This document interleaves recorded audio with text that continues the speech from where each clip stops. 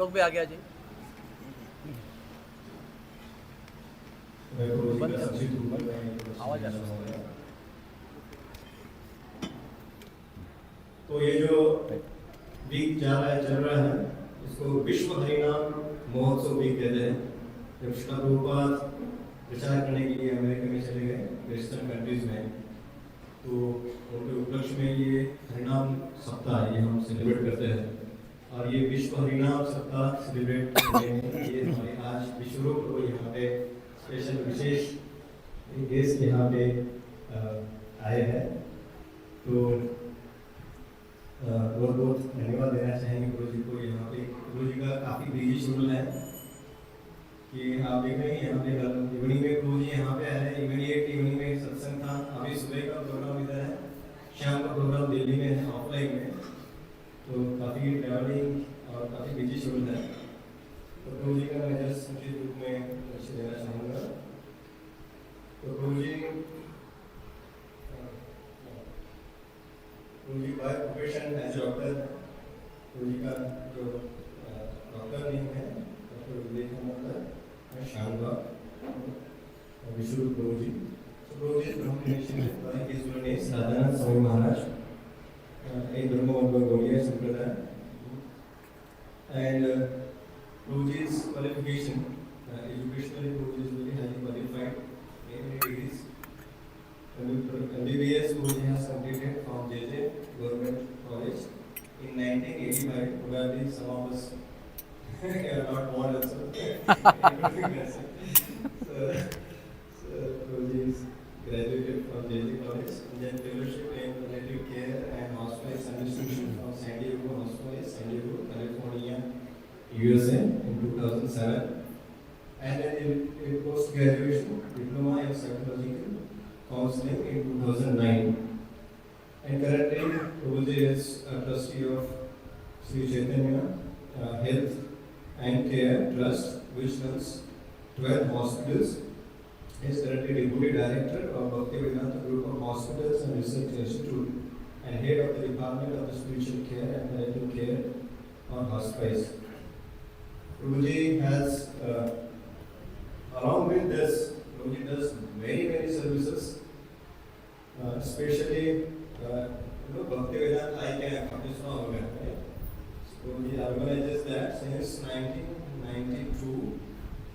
Now currently in Barsana we have a big hospital also just now, and in January that was inaugurated also.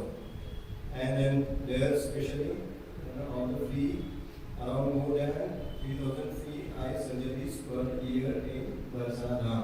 This year 7,000. This is 7,000. Haribol. So every year it is increasing, and many people have very good experience in the Dham along with their medical care.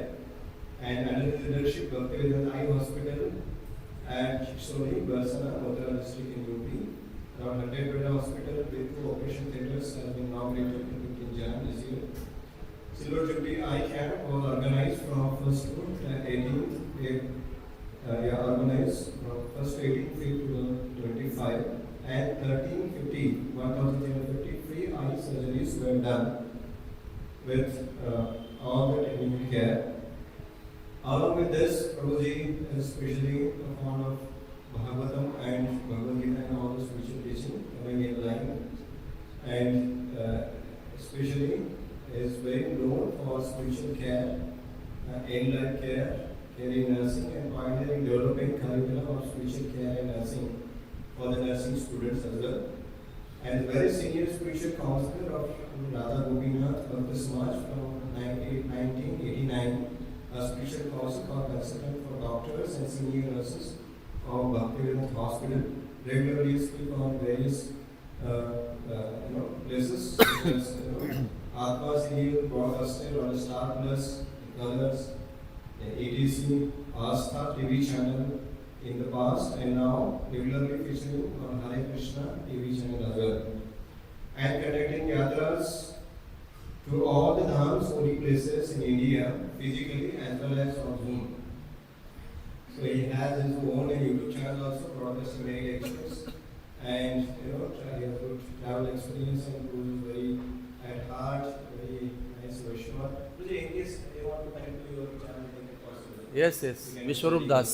Yeah, so Guruji, you can Subscribe. subscribe and every day updates and many things. Wherever Guruji visits, very actively all the Dham darshan we can be at your place and you can take all the Dham darshan also. You can travel with me. Yeah, Guruji, you can travel with Guruji. So it's our great fortune to have Guruji here. I could see His Holiness Radhanath Singh Maharaj personally through his speech, through his action, and just being here, I feel the presence of our spiritual master, His Holiness Radhanath Singh Maharaj, and by seeing him, by his dedication to his spiritual master, and उनका जो शरणागति देख के हमें भी उत्साह आता है कि उसको हमें श्रील प्रभुपाद के लिए, विष्णु के लिए और गुरु के लिए सेवा में करना चाहिए। तो उनसे हम प्रेरणा लेते हैं, हम सब लोग करते हैं यहाँ पे और गुरु दावारी हैं, हम गुरु जी यहाँ पे आए। एक बार श्री राधा गुरु जी और गुरु जी का स्वागत करेंगे। एक बार हरे कृष्ण महामंत्र की। हरे कृष्णा कृष्णा कृष्णा हरे हरे, हरे राम राम राम हरे हरे।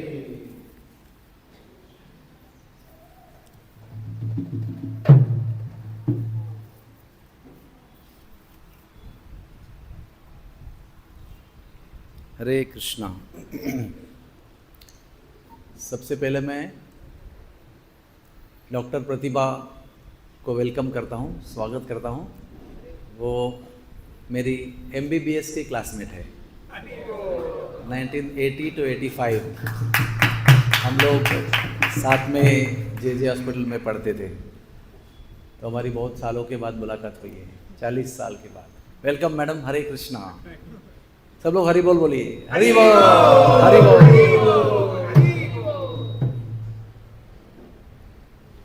जय राधा माधवा कुंज बिहारी,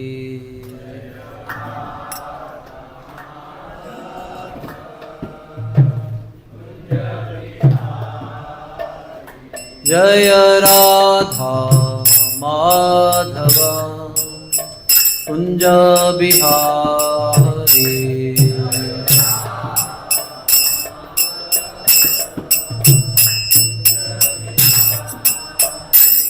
जय गोपी जन वल्लभा गिरिवरधारी,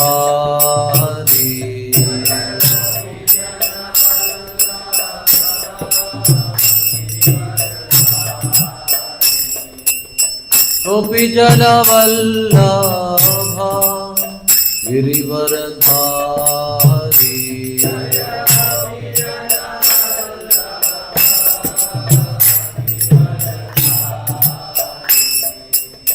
यशोदनंदन व्रज जनरंजना,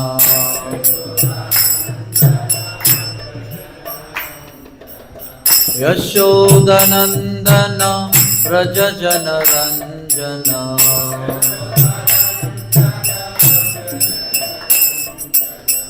यमुना तीरा वनचारी,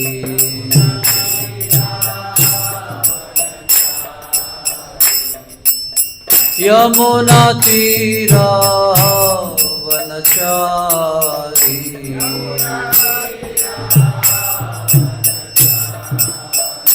जय राधा माधवा कुंज बिहारी। बोलो बोलो, सब लोग बोलो। जय राधा माधवा कुंज बिहारी,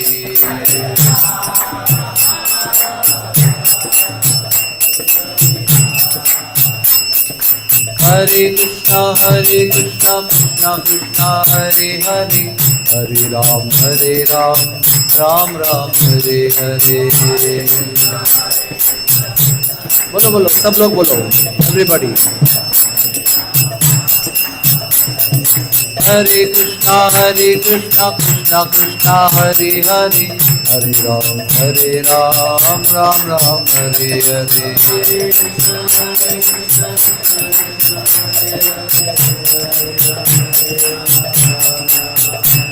जय राधा गोविंद राधा गोविंद राधे।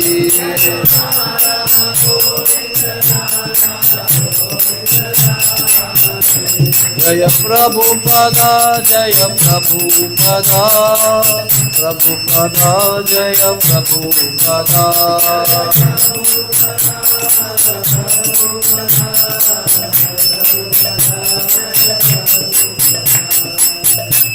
साई गौर प्रेमानंदे। जय ओम विष्णुपाद परमहंस परिव्रजकाचार्य स्तोत्र शत श्री श्रीमद इस डिवाइन ग्रेस अभय चरणारविंद भक्ति वेदांत गोस्वामी महाराज श्रील प्रभुपाद की, अनंत कोटि वैष्णव वृंद की, श्री श्री राधा गोविंद भगवान की, श्री श्री राधा गोपीनाथ की, श्रील प्रभुपाद की। हिताई गौर प्रेमानंदे।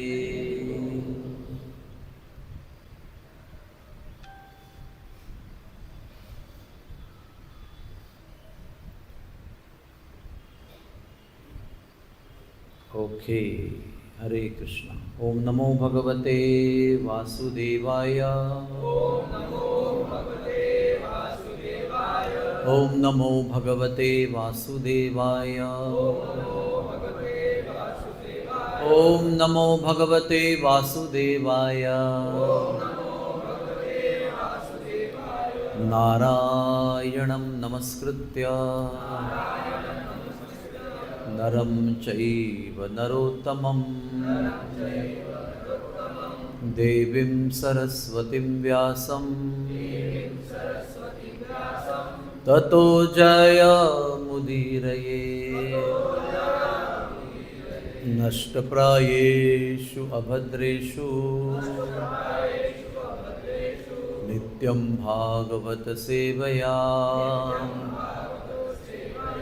भगवतीरुत्तमश्लोके भक्तिर्भवति नैष्टिकी। कृष्णाय वासुदेवाय देवकी नंदनाय च नंदगोपकुमाराय गोविंदाय नमो नमः। तप्त कांचन गौरांगी राधे वृंदावनेश्वरी वृषभानुसुते देवी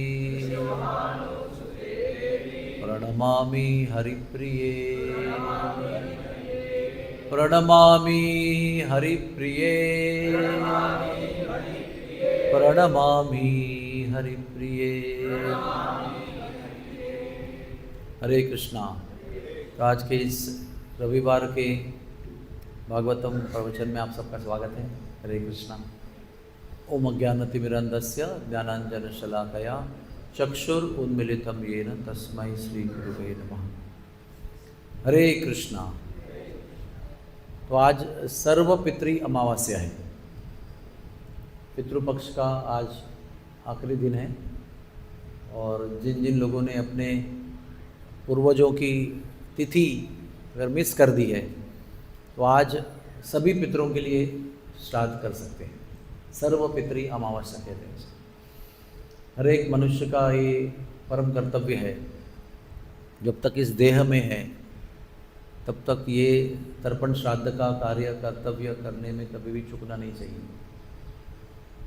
मैंने मेरे एक बुजुर्ग रिश्तेदार को गांव में एक बार पूछा था कि ये श्राद्ध कब तक करना है, तो कहते हैं जब तक आखिरी सांस आपकी है तब तक आपको करना है। तो आप 90 साल के भी हो गए, 100 साल के भी हो गए, तो भी आपको आपके पुरखों का श्राद्ध करना है, क्योंकि हम उनके बहुत ऋणी हैं, बहुत कृतज्ञ हैं उनके प्रति। तो उस ऋण को चुकाने के लिए और भी एक बात कही गई थी कि माता और पिता का ऋण जो है वो आप कुछ भी करेंगे फिर भी चुका नहीं सकते।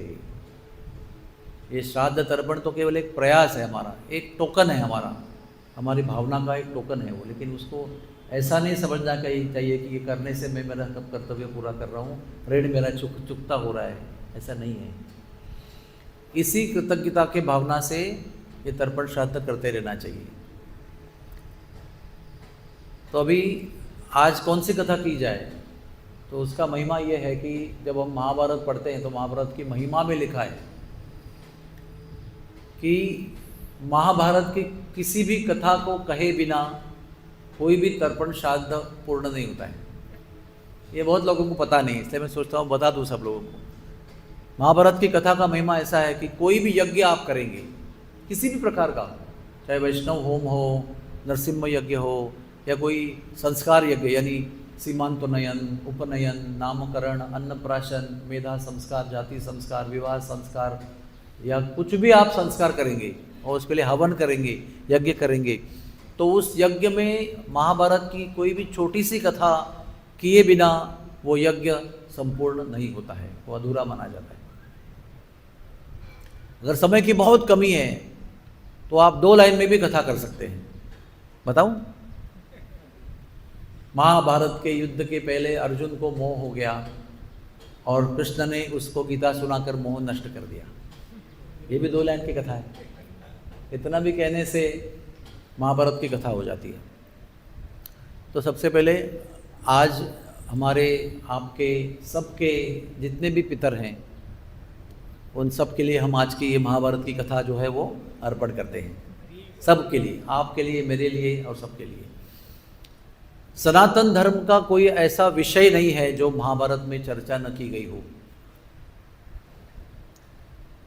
6 शास्त्र और षडांग वेद तराजू के अगर एक पडले में रखे जाए और महाभारत को दूसरे में रखे जाए तो महाभारत की गरिमा उसकी तुलना नहीं हो सकती। ऐसा ये महाभारत शास्त्र है। हमारे भारत में कई जगह पर ऐसी गलतफहमी है कि महाभारत घर में रखेंगे तो झगड़ा होगा, महाभारत होगा ऐसा लगता है लोगों को। लेकिन महाभारत की महिमा बिल्कुल उसकी उल्टी है। महाभारत जिस घर में रखा हो वहाँ कभी झगड़ा नहीं होता, और झगड़ा है तो समाप्त हो जाता है।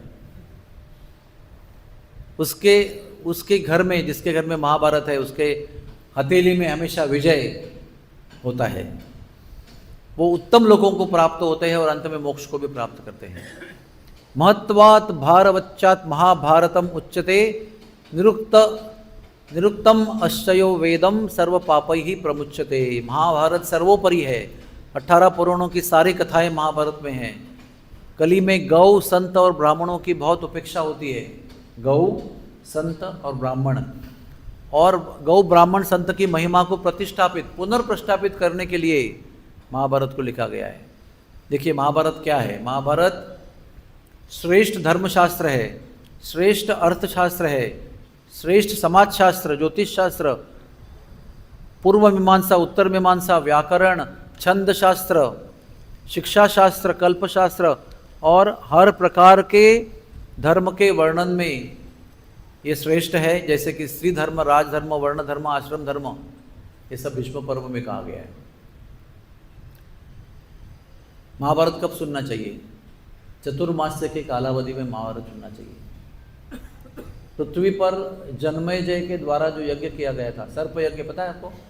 उसके पिताजी को सर्प ने मारा था ना, तक्षक ने। तो उसके प्रतिशोध के रूप में जन्मेजय जो उनको पुत्र है, उन्होंने पूर्ण सर्प वंश को नष्ट करने के लिए एक सर्प यज्ञ किया था। तो उसको आस्तिक मुनियों ने आके रोका था। तो फिर भी जन्मेजय के मन में प्रतिशोध की अग्नि धधक रही थी। तो व्यासदेव जी वहाँ पर उपस्थित थे। उन्होंने अपने शिष्य वैशंपायन जी को कहा कि इन्हें महाभारत सुनाओ ताकि इनका दिल की क्रोध की अग्नि शांत हो जाएगी। तो वो आषाढ़ पूर्णिमा को आरंभ हुई थी कथा, और वो 4 महीने चली कार्तिक पूर्णिमा तक, जिसको हम चतुर्मास्य काल कहते हैं। तो चतुर्मास्य काल जो है वो महाभारत के पारायण के लिए सर्वश्रेष्ठ काल है। आषाढ़, श्रावण, भाद्रपद और आश्विन। ब्रह्मा जी के अनुग्रह से, नारद मुनि की इच्छा से महाभारत का लेखन किया गया था, और गणेश जी इसके लेखक लिपिबद्ध करने के लिए नियुक्त किए गए थे। तो हम सबसे पहले गणेश जी को प्रणाम करते हैं। बोलिए ओम नमः सर्व विघ्न विनायकेभ्यः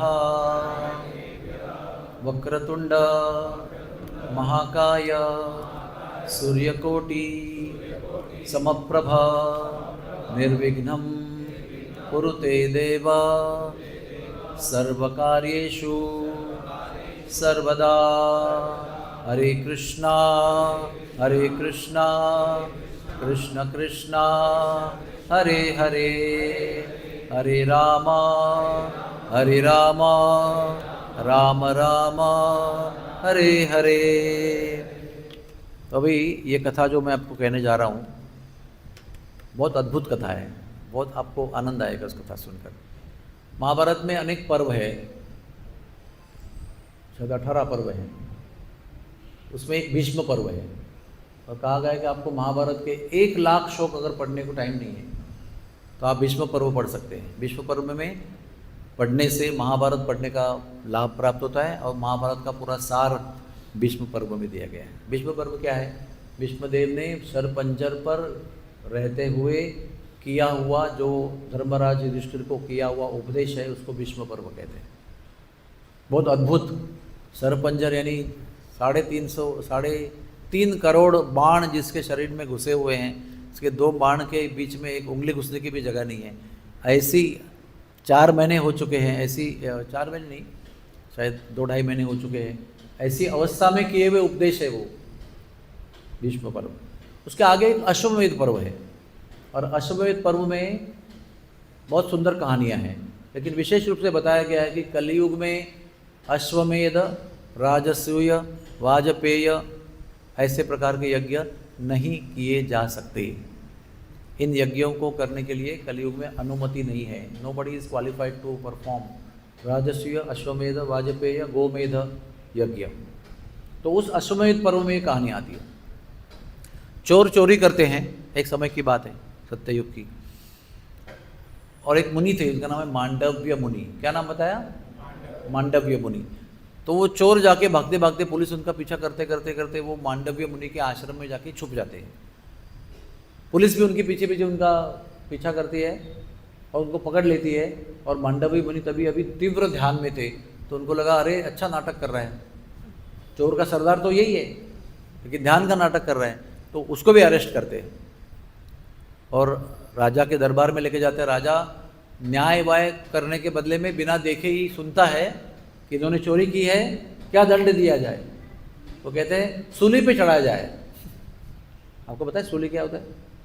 सब बहुत भयंकर भाला होता है, नोकदार, उसको खड़ा करते हैं, उसके ऊपर वो होता ना चकती, पुली, उसके ऊपर वो जिसको सूली चढ़ाना है उस पर उसको बांध देते हैं और उसको छोड़ देते हैं।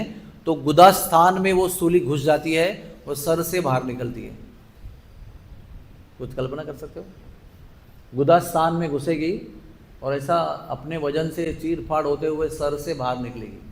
ना भयंकर दंड हुआ करता था। तो कहते सूली पे चढ़ा दो, तो सबको सूली पे चढ़ा देते, मांडव्य ऋषि को भी। लेकिन मांडव्य मुनि ऐसे भयंकर तपस्वी मुनि थे कि अपने तपोबल से उन्होंने अणि को उधर ही रखा जहाँ से घुसा, और इतने पावरफुल थे वो कि वो अणि के ऊपर पलटी मार के आसन लगा के ध्यान में बैठ गए, बाकी 4 लोग मर गए। ये संतों की शक्ति होती है, इसलिए संतों का सहारा लेना चाहिए। तप के लिए नहीं, भक्त थे भगवान के बड़े वो, लेकिन तपस्वी भी थे, तपोबल भी था उनके अंदर। तो 6 महीने तक ये बैठे हुए हैं, मर नहीं रहे हैं और ध्यान कर रहे हैं, तप भी कर रहे हैं। तो सब सैनिकों ने जाकर राजा को बताया, महाराज 4 तो मर गए लेकिन एक तो अभी 6 महीने से जीवित हैं। तो राजा को बड़ा आश्चर्य हुआ, भाग क्या है? तो मैंने तो देखा भी नहीं किसको देना है दंड, मैंने सुनते ही दंड सुनाया था, लेकिन देखा तो मांडव्य ऋषि है, चरणों में गिर गए, बोले इनको निकालो, इनको निकालो। लेकिन जो अणि थी ना, अणि जैसे नोकदार एक हिस्सा था, वो निकला ही नहीं बाहर। तो काट कर अणि को अंदर ही गुदा में छोड़कर वो सूली निकालनी पड़ी। तो 6 महीने तक जब तप कर रहे थे तो सारे ऋषि मुनि आकर उनको देखते थे, बोले महाराज क्या आपने ऐसा पाप किया, जो आप सूली पर चढ़े हुए हैं। बोले जब इससे मुक्त होऊंगा तो पता करूँगा यमराज के पास जाके। तो जब मुक्त हो गए तो राजा ने बार बार दंडवत करके क्षमा मांगी। तब ये इतने पावरफुल थे, सीधे वहाँ से हम लोग चले गए और उनका नाम पड़ा अणि मांडव्य। जिनके गुदा में अणि वैसे ही रह गई, उसका नाम है अणि मांडव्य ऋषि।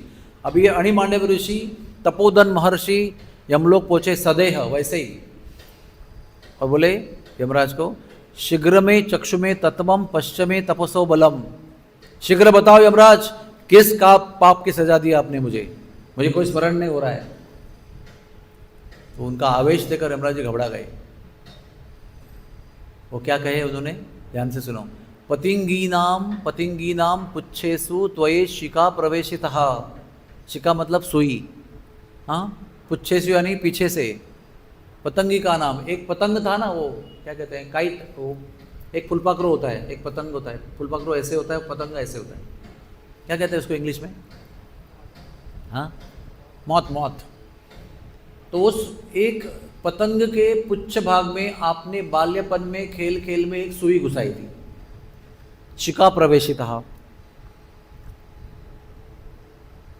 तो मुनि ने कहा, अरे तब तो मैं अनजान बालक था, पाप के बारे में ज्ञान नहीं था मुझे।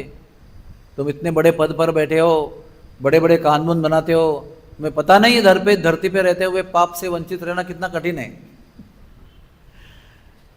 प्रवचन देना, शिक्षा देना, कानून बनाना आसान है, व्यावहारिक रूप में जीना बहुत कठिन है। धरती पर जन्म लो फिर पता चलेगा।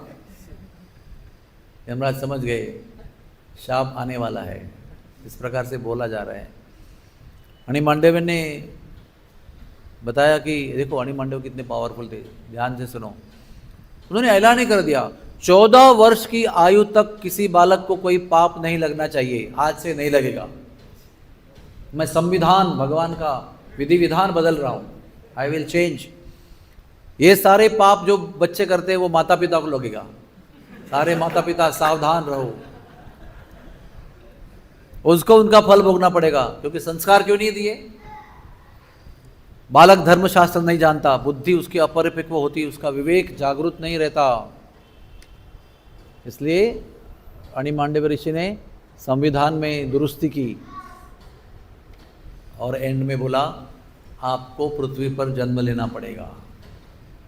यमराज जी बोले अभी ठीक है, लेकिन मेरी एक आपको विनती है, थोड़ा सा मेरा निवेदन है आपको शाप देने के पहले, मुझे राजा मत बनाना।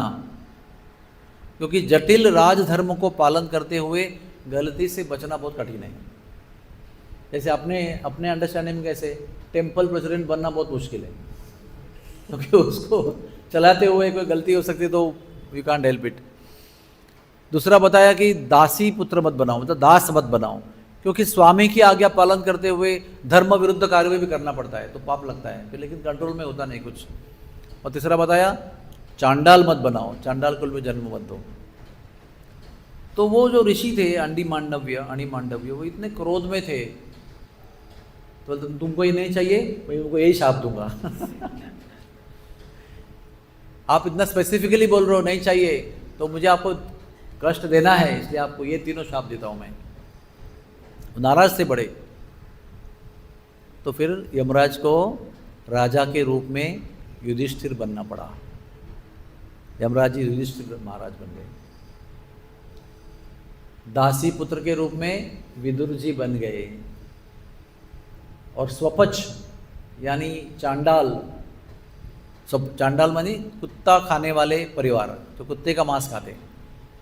कुछ लोग जानवरों का मांस खाते हैं, उनको यवन कहते हैं। कुछ लोग जानवरों के मांस के साथ डुक्कर का मांस भी खाते हैं, यानी सुअर का मांस भी खाते हैं, शुकर, उनको म्लेच्छ कहते हैं। और जो सुअर का मांस भी खाते हैं, बाकी सारे मांस भी खाते हैं, और कुत्ता का मांस भी खाते हैं, उनको चांडाल कहते हैं। तो वर्णाश्रम धर्म में शूद्र के नीचे ये तीन जाति हैं, यवन, म्लेच्छ और चांडाल। और हमारा कलयुग इतना एडवांस्ड है कि उसके नीचे भी कुछ लोग हैं जो कॉकरोच खाते हैं, लिजर्ड खाते हैं, कीटक खाते हैं, जो दिखा वो खाते हैं, सांप खाते हैं। मलेशिया में जाओगे ना तो तो आपको इंसेक्ट सैंडविच मिलेगा। इंसेक्ट का केक भी बनता है, क्या कहें, स्नेक सैंडविच भी मिलेगा आपको, बिकॉज जो भी चलता है वो सब खाते हैं। तो हमारे वेद भी परेशान हैं, इनको किस कैटेगरी में डालें। एनीवेज, सो मैं आपको अभी एक एक की कहानी बताता हूँ। हाँ, इनके जन्म कैसे हुए। सबसे पहले जन्म की कहानी बताता हूँ व्यासदेव की, सब महाभारत में आता है। तो संक्षेप में, सत्यवती थी वो, उसके शरीर को मछली की बदबू आती थी, मत्स्यगंधा नाम था उसका। एक कोस तक, एक कोस कितना होता है, 2.5 मील का होता है। 2.5 मील कितने होते हैं, अराउंड 4 किलोमीटर्स। 4 किलोमीटर्स यहाँ से थाने स्टेशन तक उसके शरीर में मछली की बदबू आती थी, किसी पूर्व संस्कार के कारण। तो वो, उसके माता पिता ने त्याग दिया उसको। तो एक दासराज थे, यानी नाव चलाने वाले, उनके पास प्राप्त हुई वो।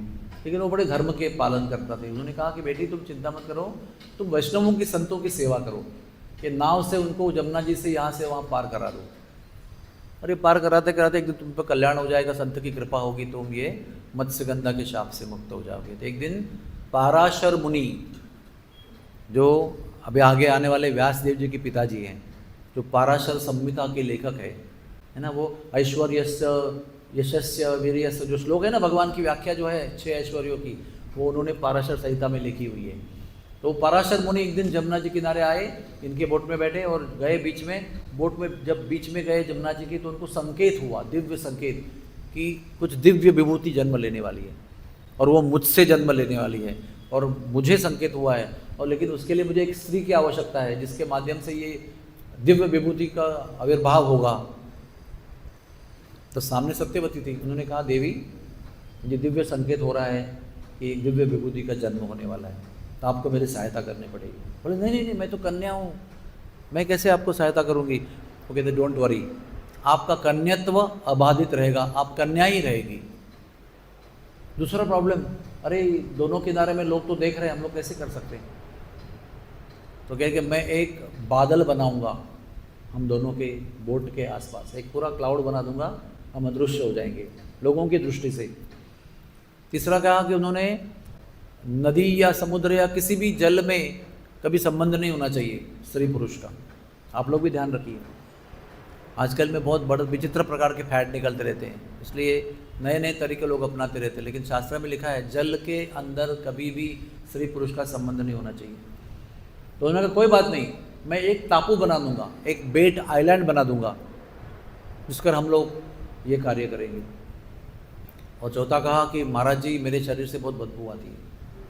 उन्होंने कहा ये दिव्य विभूति का जन्म मेरे माध्यम से होने से तुरंत ही आप न केवल दुर्गंध से मुक्त हो जाएंगी, लेकिन आपके शरीर से 1 कोस तक सुगंध निकलने लगेगी।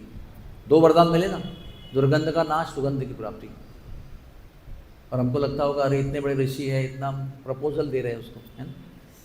लेकिन उनकी सम्मति, 4 वरदान देने के बाद में उन्होंने सम्मति प्राप्त की, तो अपने मध्यमा उंगली से केवल उसके नाभि को स्पर्श किया, अम्बिलिकस को, और एक मंत्र का उच्चारण किया, तत्काल बालक का जन्म हुआ। ये मत सोचो कि हम लोग जैसे करते वैसे करते होंगे, ये सब दिव्य विभूतियाँ हैं, उनकी सोच हमारे जैसे नहीं है। केवल मध्यमा का स्पर्श किया और मंत्र उच्चारण करके तुरंत सामले वर्ण के बालक का जन्म हुआ, का नाम रखा गया श्री कृष्ण। और वो द्वीप यानी आइलैंड के ऊपर जन्म हुआ, इसलिए नाम पड़ा द्वैपायन। क्या नाम पड़ा? श्री कृष्ण द्वैपायन। वही हमारे व्यास हैं, तब उनका नाम व्यास नहीं था। व्यास का अर्थ क्या है? वेद विस्तारिति इति व्यासः, जिन्होंने वेदों का विस्तार किया, 1 को 4 किया, इसलिए उनका नाम व्यास पड़ा। लेकिन जन्म का नाम क्या है? श्री कृष्ण द्वैपायन क्षेत्र। किसी को बम्बई का संस्कृत नाम पता है? आपको आश्चर्य होगा, श्री कृष्ण द्वैपायन क्षेत्र, ये बम्बई का नाम है।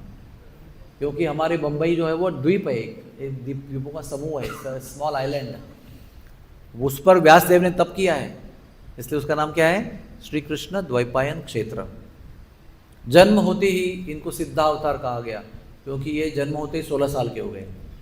ऐसे अवतार को सिद्ध अवतार कहते हैं। ऐसे अवतार कौन से अवतार है? और वामन देव जन्म होते ही 8 साल के हो गए।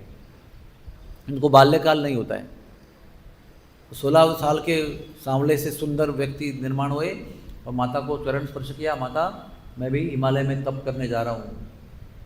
तो माता को दुखी हुई, अरे नहीं नहीं नहीं, क्योंकि आप पहले नाना बोल रही थी। जब पुत्र को देखा, इतने दिव्य तेज वाले पुत्र को, तो तुरंत ऐसे मन में आकर्षण उत्पन्न हुआ, आसक्ति उत्पन्न हुई। तो पुत्र ने माता को आश्वासन दिया, जिस क्षण आप मेरा स्मरण करोगी उसी क्षण मैं आपके सामने प्रस्तुत हो जाऊंगा।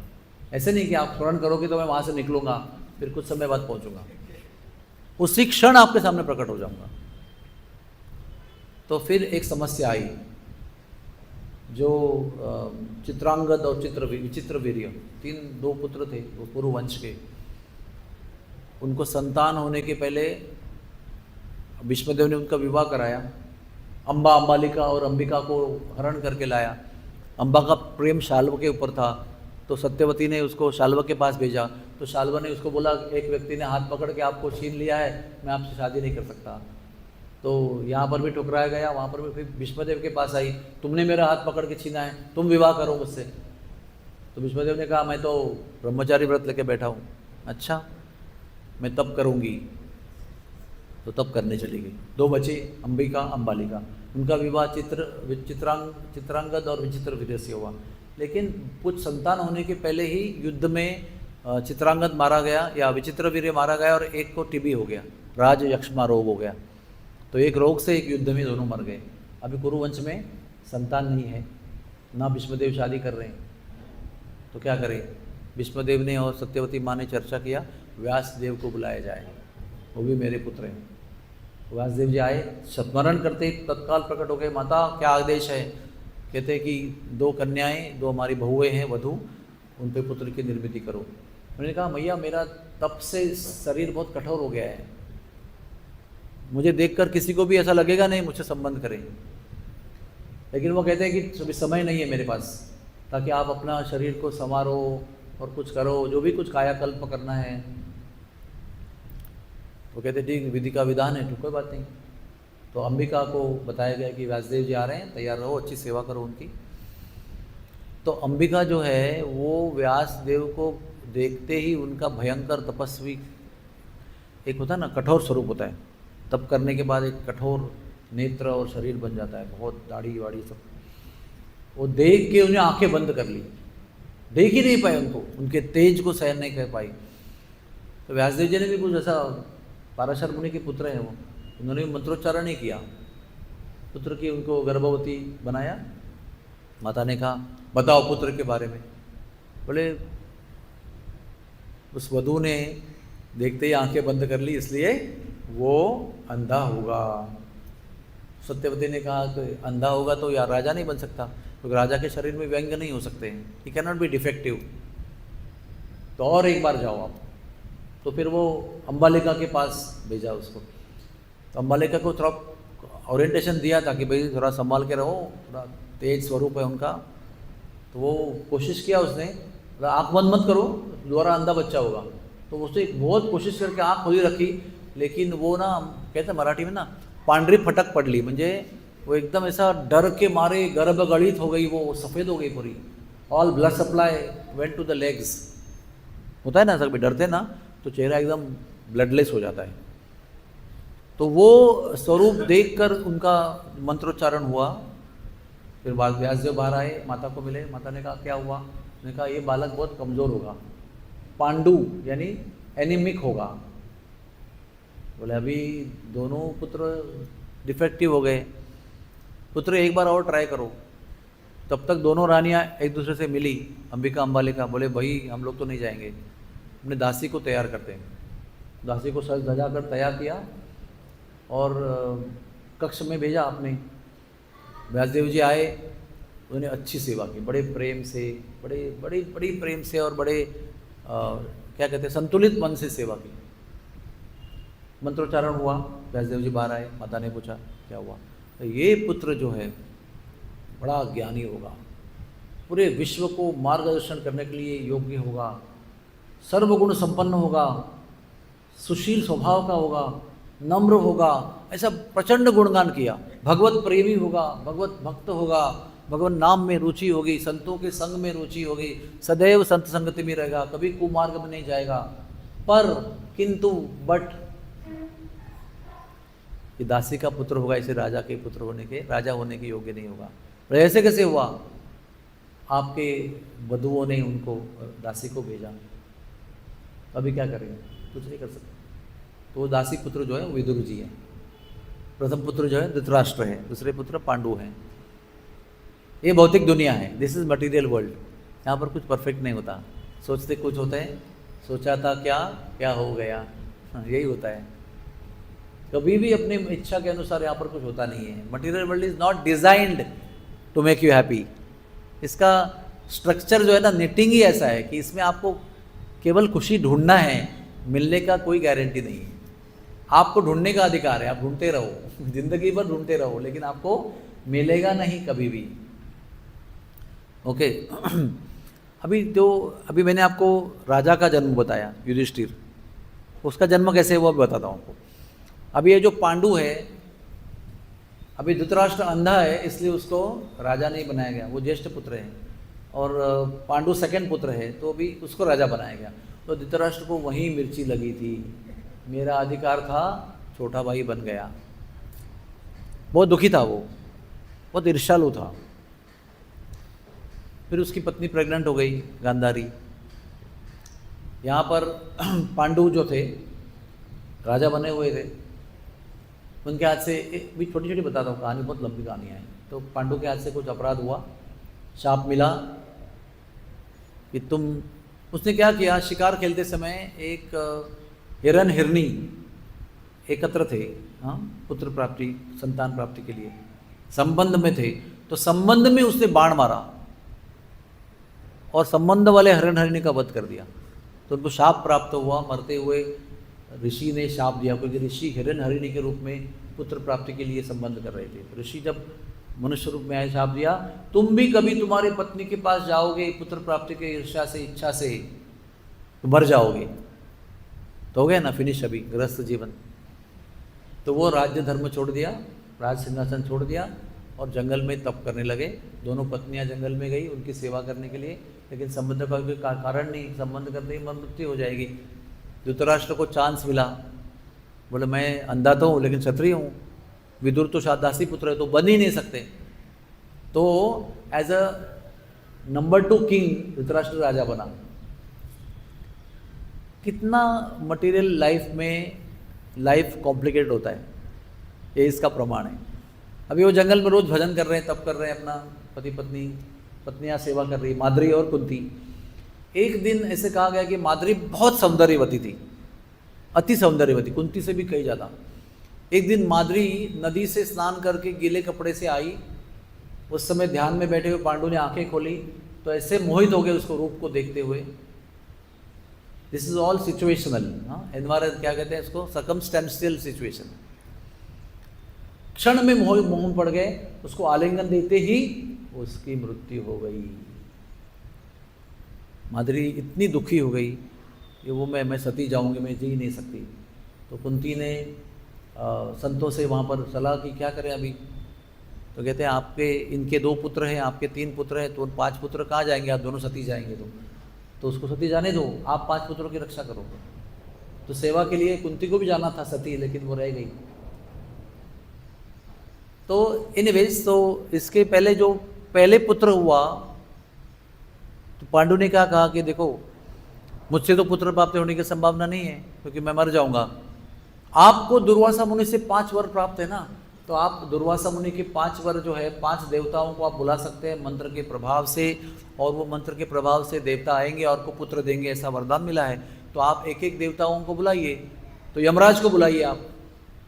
तो यमराज को बुलाया, तो यमराज के द्वारा धर्मराज की प्राप्ति हुई, युधिष्ठिर महाराज की। वायुदेव को बुलाया तो भीमसेन की प्राप्ति हुई, इंद्र को बुलाया तो अर्जुन की प्राप्ति हुई, और अश्विनी कुमार को बुलाया तो ट्विंस नकुल सहदेव प्राप्त हो गए। तो दुर्भाग्य से देखो कैसा विधि का विधान होता है। उधर भी गांधारी गर्भवती है और उनका भी ऐसा ही डिज़ायर है कि पहले ना मुझे बालक होना चाहिए।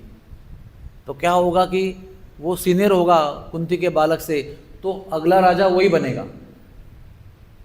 समझ में आपको आया? आप सीनियर थे लेकिन अंधे थे, इसलिए आपको पुत्र, आपका राजा बनने का अधिकार नहीं मिला। अभी कम से कम आपका पुत्र, मेरा पुत्र जो है वो कुंती के पहले पुत्र से बड़ा होना चाहिए, तो कोई ज्येष्ठ होने के नाते वो राजा बनेगा। लेकिन हुआ ये कि धर्मराज युधिष्ठिर पहले जन्म लिए। ये खबर जब पहुंची हस्तिनापुर में कि मैं तो अभी भी गर्भवती हूँ, उसको तो पुत्र भी हो गया, तो उसने पेट पर जोरदार प्रहार किया आपने, तो उसका गर्भपात हो गया, उसके 100 टुकड़े हो गए। लेकिन फिर देवताओं ने आकर उन टुकड़ों को जीवित किया और 100 पुत्र जन्म हुए, लेकिन फिर भी वो युधिष्ठिर से जूनियर ही रहे। उसका ज्येष्ठ पुत्र दुर्योधन है, फिर दुशासन है, फिर वो बाकी सब लोग हैं। युधिष्ठिर का जन्म इस प्रकार से हुआ है ना। अभी तीसरा जो है ना सोपच चांडाल, वो तो बाकी है ना। वो थे वाल्मीकि ऋषि। रामायण लिखने वाले वाल्मीकि ऋषि अलग है, वो डिफरेंट है। हाँ, वो नारद मुनि के शिष्य हैं। ये वाल्मीकि जो है सोपच थे, यानी चांडाल कुल में जन्म हुए थे। लेकिन ओके, तो लेकिन बहुत बड़े भगवान के भक्त थे। अपने शरीर को पूर्ण गोबर लगाते हुए दिन रात कृष्ण नाम जप करते थे, और ऐसी अवस्था में उनके आंखों से जो अश्रु बहते थे, उनका तालाब उनके आसपास रहा करता था, जिसके बीच में बैठकर ये जप करते थे निरंतर। ऐसे महान ऋषि थे वो, भगवत भक्त। लेकिन किसी को पता नहीं था, हालांकि वो हस्तिनापुर में थे, लेकिन नोबडी न्यू कि हस्तिनापुर में कोई संत ऐसे हैं। इतने वो नम्र थे, किधर भी अपने आप को प्रकाशित नहीं करते थे। तो जब भी पांडवों का विजय हुआ, तो आप लोगों को पता होगा शायद कि राजसूय यज्ञ करने के पहले अश्वमेध यज्ञ करना पड़ता है। इसका कई प्रमाण शास्त्र में दिए गए हैं। कोई भी व्यक्ति राजसूय तुरंत नहीं कर सकते, पहले अश्वमेध करना पड़ता है। और महाभारत में पूर्ण विधि दिया है, तो कई साल लगते हैं, बहुत साधन लगता है, बहुत एनर्जी लगती है, बहुत हजारों पुरोहित लगते हैं, टनों में घी लगता है, बहुत सारी इसकी रिक्वायरमेंट है। हम लोग विचार भी नहीं कर सकते हैं। लेकिन हमारे लिए एक बेनिफिट है, आप ध्यान से सुनना, सब लोग बड़े ध्यान से सुनना। आप लोग और हम लोगों को तो वैसे करने का अधिकार ही नहीं है, आदेश ही नहीं है, महाभारत में कहा गया है। और हमको उसका लाभ अगर प्राप्त करना है तो धाम में अगर आप जाएंगे, वृंदावन धाम, जगन्नाथपुरी धाम, और कौन सा है, मायापुर धाम, द्वारका धाम, जिधर भी आप धाम में जाएंगे, वहाँ पर एक कदम चलेंगे तो उस एक कदम के साथ में आपको अश्वमेध यज्ञ करने का लाभ होगा।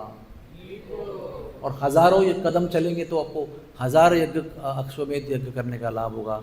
और ऐसे 10-15 यात्रा करेंगे तो ऐसे 15,000 अश्वमेध यज्ञ करने का लाभ होगा। इसलिए धाम में चलते समय जागरूकता से चलना, walk with alertness, you are walking and you are getting the benefit of Ashvamedha yagya. धाम में आप सोएंगे तो आपको योग निद्रा प्राप्त करने का लाभ होगा। धाम में आप जल पिएंगे तो आप रस ग्रहण करने का लाभ होगा। कितनी कृपा है धाम की। धाम को सोने से भी भगवान के तीव्र ध्यान में योग निद्रा का लाभ होता है, just by sleeping in dham. Anyway, so Maharaj Yudhishthir ने अश्वमेध करने का निर्णय किया भगवान की इच्छा से। तो भगवान ने क्या किया, कृष्ण भगवान, अभी भगवान के भक्त का, युधिष्ठिर का अश्वमेध यज्ञ है, तो द्वारका से सब रानियां भी आई थी, वसुदेव और देवकी भी आए थे, रोहिणी भी आई थी। यहाँ हस्तिनापुर में तो कुंती देवी, पांडव, सब तो उनकी पत्नियाँ, द्रौपदी और सब पत्नियाँ, श्रुतकीर्ति, बहुत सारे लोग थे उधर, कुशल महान स्त्रियाँ जो हमारे शास्त्र में बहुत गौरव से वर्णित हैं, सब सारियाँ उपस्थित थी। तो भगवान ने उस यज्ञ के आरंभ करने के पहले 5 जन्य शंख को स्थापित कर दिया उधर, एक बड़े आसन पे ऐसा रखा यज्ञ कुंड के पास, और द्रौपदी और युधिष्ठिर को कहा कि आपका यज्ञ अगर विधि विधान से परफेक्टली, कोई गलती किए बिना अगर संपन्न होगा तो मेरा पांचजन्य बजेगा, जोरदार बजेगा और बार बार बजेगा। तो यज्ञ हुआ उनका, बहुत धूमधाम से हुआ, वैष्णव भोजन हो गया, और एक समावर्तन विधि भी होती है, आपको पता नहीं होगा। यज्ञ कोई होता है ना, उपनयन संस्कार होता है, कोई होता है, उसके 2 दिन के बाद में एक समावर्तन विधि होती है, वो भी एक यज्ञ होता है। और उसके बाद माना जाता है कि पूर्ण हो गया, संतों का भोजन होना है, सब कुछ होना है, दक्षिणा दान धर्म सब कुछ होना चाहिए, शास्त्र का विधान होना चाहिए, शास्त्र का कथन होना चाहिए, जैसे मैंने कहा ना आपको, वो पूरी तरह से हो गया, फिर भी शंख नहीं बजा। तो युधिष्ठिर ने पूछा, भगवान क्या कमी रह गई, सब कुछ तो विधिवत किया। तो कृष्ण ने कहा, सब कुछ अच्छा किया आपने, लेकिन पूर्णतः अहंकार शून्य साधु को आपने भोजन नहीं कराया। तो युधिष्ठिर महाराज बहुत सुंदर स्मित हास्य करते हैं और कहते हैं, अहंकार के बिना ये शरीर ही नहीं होगा, ये शरीर है मतलब अहंकार होगा ही। तो इस शरीर को धारण किया हुआ इस पृथ्वी तल पर अहंकार के बिना कौन मिलेगा? अहंकार है इसलिए शरीर है, इसलिए भौतिक जगत है। इस संसार में अहंकार रहित जीव कहाँ मिलेगा? लोकांतर में ऐसा अहंकार रहित जीव मिलना कठिन है भगवान। तो आचार्य बताते हैं सभी विकार जो है वो निंदनीय है, लेकिन अहंकार सबसे निंदनीय है, क्योंकि अहंकार हमको भगवान से दूर रखता है। जब तक अहंकार है तब भगवान दूर है, जब हम छूट जाता है भगवान तो वही है, लेकिन अहंकार के वजह से भगवान दूर रहते हैं। तो भगवान ने कहा कि अरे तुम्हारे ही हस्तिनापुर में, ऐसा लोकांतर में नहीं, तुम्हारे हस्तिनापुर में ही है वो, उसका नाम है वाल्मीकि। भीमसेन, अर्जुन, जाओ आप दोनों जाकर उसको निमंत्रण दो। अभी यज्ञ हो चुका है, सबका भोजन, हजारों का दिन में सोने की थाली, कैसे डिस्पोजेबल सोने की थाली में आपको खिलाएंगे, वो कचरे में फेंक देंगे। उस समय हम लोग गन्ने का डिस्पोजेबल थाली फेंक देते हैं। वो इतना ऐश्वर्य था, सोने की थाली में डिस्पोजेबल खाना खिलाते, दोबारा नहीं खाते उसके अंदर। बोलो। तो भगवान ने कहा, अरे लोकांतर में नहीं, तुम्हारे नगर में रहता है वो, उसका नाम वाल्मीकि है, वो स्वपच जाति का है, उसका नाम वाल्मीकि है। भीम अर्जुन दोनों जाओ उसको ले आओ। तो तुलसी के पौधों के बगीचे के बीच में अपने पूरे अंग को सुरभि गाय का गोबर लगाते हुए, कृष्ण नाम का जप करते हुए, सारी भूमि आंसुओं से द्वारा सिंचित करते हुए बैठे हुए मग्न होकर। कौन? वाल्मीकि ऋषि। तो ये देखकर भीम अर्जुन ने दूर से ही प्रणाम कर दिया, दंडवत प्रणाम, और कहा, महाराज जी हमारे यज्ञ में आपको भोजन करना है। तो दो उत्तर देते हो, कहते मेरी क्या योग्यता है, मैं तो बिल्कुल स्वपच जाति का हूँ, आपके पास भी आने की मेरी योग्यता नहीं है। और दूसरी बात, आपके यज्ञ में मैं रोज जाता रहा, और जहाँ पर संतों की जूठन पड़ती थी वो मैं रोज इकट्ठा करके खाता रहा। मैंने आपका यज्ञ का भोजन किया है, मेरा जो भी थाली में बचा हुआ है फेंक दिया, तो मैं उसको इकट्ठा करके भोजन किया करता था रोज, तो मेरे आपके यज्ञ का भोजन मेरा हो गया है। तो नहीं, वो सादर होता ना, सादर आमंत्रण, उसको विधिवत उस प्रकार से आपको भोजन कराना है। और ये हमारी इच्छा नहीं है, हमारी इच्छा तो है, लेकिन हमारे श्री कृष्ण भगवान की भी ये इच्छा है। जब ये बुलाने गए थे तो श्री कृष्ण भगवान ने द्रौपदी, कुंती, देवकी, रोहिणी और कृष्ण की रानियाँ, अपनी रानियाँ, पांडवों की रानियाँ, सबको बुला लिया। बोला, आज तुम्हारे हाथ जो है ना, हाथ वो धन्य हो जाएंगे। ऐसे संत को आप भोजन जिमाओगे कि आपका पाक कौशल भी धन्य हो जाएगा, आपका जीवन भी धन्य हो जाएगा, आपका हाथ भी धन्य हो जाएगा, सबसे ऊंचे वरदान आपको प्राप्त हो जाएंगे। समझो, अभी हमारी सबकी किसी की भी बीवी है, आपको क्या बेस्ट आता है, तो एक आदमी एक आइटम नहीं बताएंगे, वो कम से कम एक नमकीन का आइटम बताएंगे बेस्ट, एक स्वीट का आइटम बताएंगे, एक सब्जी का आइटम बताएंगे, एक राइस का आइटम बताएंगे, एक नहीं हो मतलब एक एक टाइप में एक एक कोई बेस्ट करने वाले, मेरे को ये सब आइटम आते हैं। तो अभी वो तो द्रौपदी और कुंती की बात कर रहे थे, तो उनको कितने आइटम बेस्ट बनाते आते होंगे। तो सारे 16,108 कृष्ण की रानियाँ, फिर द्रौपदी और पांडवों की रानियाँ, फिर वसुदेव, देवकी यानी रोहिणी, और सब लोग ने मिलकर अपना best of best of best और अधिक से अधिक व्यंजन बनाए। कितने व्यंजन बने होंगे? हजारों व्यंजन बनाए बेस्ट ऑफ बेस्ट तरीके से, because is the ultimate opportunity to perfect your cooking and get the blessing of a साधु।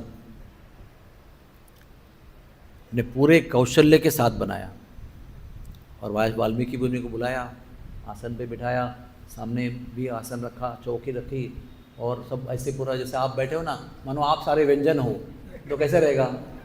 ये सब आप सारे व्यंजन हो, कोई जलेबी है, कोई लड्डू है, कोई सब्जी है, ऐसे पूरा व्यंजन फैला के रखा। तो बेचारे घबरा गए वो वाल्मीकि मुनि, बोले इतना सारा कैसे पाऊंगा, और झूठन छोड़ना भी अपराध है। बोले फिर क्या करें? बोले एक ऐसा क्या कहते हैं मराठी में, खोलगट, यानी ऐसा चम्बू जैसा पात्र ले आओ, और आपको क्या क्या डालना है थोड़ा थोड़ा डाल दो उसके अंदर। तो रानियों ने कहा अरे एक ही थाले में सब कुछ कैसे डालें? नहीं नहीं, वो सारे व्यंजन जाना तो एक ही जगह है ना इसलिए एक ही जगह डाल दो। तो उन्होंने अभी क्या बोलेंगे अभी, तो फिर वो एक थाली लेकर आए थोड़ी सी गड्ढे वाली, खट्टा मीठा कड़वा नमकीन तला हुआ पेय द्रव पदार्थ जो भी कुछ है, हाँ, लेय चौस्य, जितने भी 6 प्रकार के प्रसाद होते हैं ना, वो सारे प्रकार के जो है भाई इतना कठिन मन से, अभी समझो आपने समझो गुआवा का जूस बनाया, पेरू का जूस बनाया, और साथ में कद्दू की सब्जी बनाई, तो मिक्स करेंगे उसको आप, लेकिन अभी करना पड़ रहा है, खीर भी डाल जा रही है, छाछ भी जा रहा है, सलाद भी जा रहा है, पकौड़ा भी जा रहा है, राइस भी जा रहा है, जूस भी जा रहा है, नमकीन भी जा रहा है, सब कुछ इसमें बड़ा दुख हो रहा है उनको। लेकिन क्या करें, संत हैं। तो उन्होंने सब कुछ इकट्ठा किया, ऊपर से उसको मिक्स भी कर दिया और खा लिया। अभी तो इनका भोजन हो गया ना, अहंकार रहित, भगवान ने बताए हुए अहंकार रहित साधु को विधिवत भोजन कराया सब लोग ने, फिर भी शंख है ना, पू करके बंद हो गया। ऐसा हम लोग कैसे बजाते हैं, पू पू पू, तो खड़ी पू करके बंद हो गया। तो द्रौपदी गई, बोला क्या कमी रह गई अभी, शंख फिर भी मौन रह गया। तो कृष्ण बहुत चतुर है, वो कहते हैं कुछ ना कुछ तो अभाव रह गया होगा। अभाव के 2 अर्थ होते हैं, एक है कमी, कमी यानी डेफिशिएंसी, हाँ आपके पास शक्कर की कमी है, अभाव है, या आपके पास सद्गुणों का अभाव है, या जो भी कुछ है, धन के अभाव है। और एक होता है अभाव, यानी गलत भाव। तो भगवान बड़े क्या कहते हैं उसको बड़ी चतुरता से बोल रहे हैं, कुछ ना कुछ अभाव तो रह गया होगा। अभी आपको गेस करना है कि वो अभाव है कि कमी है। तो द्रौपदी ने कहा सब कुछ तो किया हमने। तो भगवान ने कहा हे द्रौपदी, कुछ दोष रह गया है, थोड़ा आपको मन को टटोल के देखो आप, कि क्या आप सोच रहे थे उस समय जब आप खिला रहे थे। तो द्रौपदी ने अभी अलग से एक बात करा है, एकांत में वो बैठे वहाँ पर अपना खा रहे हैं और सब लोग बैठे हुए यही चर्चा कर रहे हैं, कृष्ण द्रौपदी। तो द्रौपदी कहती है देखो, अगर ये संत ने हर व्यंजन को अलग अलग मांगा होता, अलग अलग पाया होता, उसकी तारीफ की होती, जैसे हम लोग क्या करते हैं, हमको बताया गया, समझो अभी किसी घर में खाने को गए ना, तो बोलेंगे सब्जी बहुत बढ़िया बनी है, किसने बनाई? तो घर की औरत बनेगी, बोलेगी हमने बनाई। क्या बोले ये पकौड़ा बहुत बनाया, किसने बनाया? तो घर की लड़की ने बनाया। ये किसने बनाया? वो प्रभु जी ने बनाया। ऐसे एक पद्धति है, शिष्टाचार है कि किसी के घर में भोजन करने गए ना तो उसको दिल से कहना चाहिए, नाटक नहीं, दिल से कहना चाहिए, it's very good, very tasty. तो जिसने बनाया उसको बहुत समाधान प्राप्त होता है, वेरी हैप्पी। तो ऐसे अगर बोलते, फिर बोलते ये जो सब्जी है ना बहुत बढ़िया बनी है, थोड़ा और दे दो ना, तो फिर जिसने बनाई है उसको देने में बहुत आनंद आता है। करीब मेरी वाली सब्जी जो है वो बड़ा पसंद आ गई, तो वो बड़े प्रेम से खिलाते हैं हमको। तो अलग अलग पाते, तारीफ करते, कुछ चीज़ मांगते, चटनी मांगते, मीठा मांगते, तो कितना अच्छा होता। लेकिन हमारे सारे श्रम को इन्होंने व्यर्थ कर दिया। अरे भक्त तो बहुत ऊंचे हैं, ध्यान से सुनो, कृष्ण को कह रही है भक्त तो बड़े ऊंचे हैं, लेकिन है तो चांडाल ही ना। ऐसे वो उनको एक थाली में सारे व्यंजन परोसते हुए सोच रही है कि चांडाल होने के नाते उसको पता नहीं कैसे भोजन करना है, ये उसके मन में अभाव रह गया, अभाव, दूषित भाव। इसलिए कहा सा रूप गोस्वामी हमारे बताते हैं उपदेशामृत में, किसी भी वैष्णव को जाति बुद्धि, वर्ण बुद्धि से देखना नहीं चाहिए कि ये वैष्णव जो है वो कायस्थ है, ये कुणबी है, ये शूद्र है, ये चांडाल है, ये विदेशी है, ये देशी है। किसी भी शरीर के व्यंग के अनुसार, जाति के अनुसार और गोत्र के अनुसार या किसी भी वस्तु के अनुसार किसी भी वैष्णव को जचना नहीं चाहिए। रूप गोस्वामी कहते हैं नारकीय बुद्धि, जैसे भगवान के विग्रह को पत्थर नहीं समझना चाहिए, वो नारकीय बुद्धि है। किसी वैष्णव को जाति के अनुसार पहचान करना नारकीय बुद्धि है। निश्चित आप अभी भी नरक में हो और जाओगे भी नरक में। जाति सूचक वर्ण सूचक शब्दों से कभी भी वैष्णव का अपराध नहीं करना चाहिए, वो अक्षम्य अपराध है, भगवान उसको माफ नहीं करते। अहो बत स्वपचो तो गरियान यद जिह्वाग्रे वर्तते नाम तुभ्यम। ब्रह्मा जी कह रहे हैं कि व्यक्ति किसी भी जाति का हो, लेकिन अगर भगवान नाम का उच्चारण करता हो तो वो ब्रह्मा से भी अधिक गौरवान्वित हो जाता है। जिसके जिह्वाग्र पर भगवान नाम विराजमान है, जिसके जिह्वा से भगवान नाम का उच्चारण होता है, वो किसी भी जाति का हो, भगवान के लिए भी वंदनीय होता है। वो आप हमारी बात छोड़ ही दो, तो जातिवादी कहाँ रह गई इसके बीच में।